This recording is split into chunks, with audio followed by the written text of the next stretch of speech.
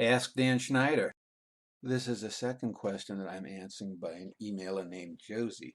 She writes and asks, Dan, I heard your video interview about television where you talked a little bit about Saturday morning cartoons.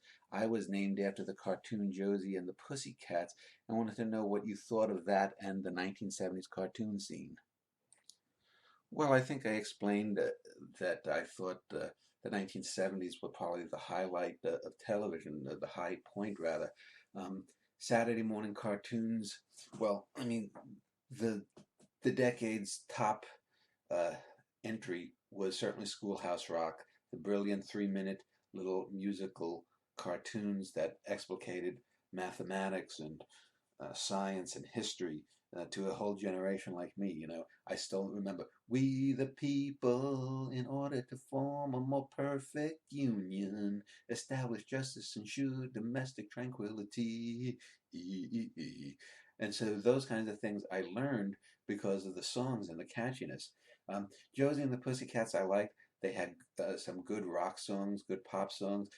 That was the whole late 60s, early 70s um, teenage cartoon characters that started with the Archies. I think Josie was a spin-off of the Archies. Then you had Scooby-Doo.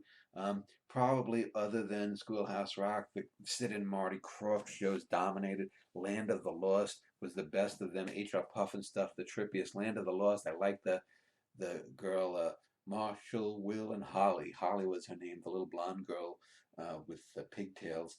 The rumor was she later became a porno star, but I think that was just a rumor. I like the wacky races, Dick Dastardly and Mudley, which was a carryover from the late 60s, I believe. Lady had the Laugh Olympics, Yogi, all the Hanna-Barbera stuff. I think it was a high point. Uh, I think Josie and the Pussycats in Outer Space was probably even more fun than the first season, and they only had two seasons that were repeated endlessly through the 70s.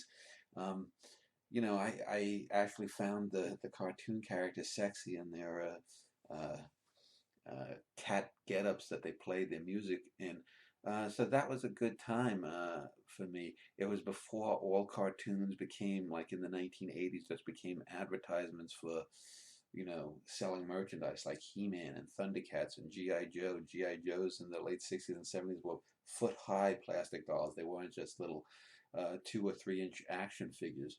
So the 1970s, Josie and the Pussycats wasn't my favorite show. Probably Land of the Lost was, although there were other live action shows too. I remember Shazam, Captain Marvel. Um, I remember some other shows that were on even on PBS. But yeah, Josie and the Pussycats, your namesake. It was a good, fun little show that had some high points. Of course, it isn't great art, even probably not even great pop art, but I did enjoy it.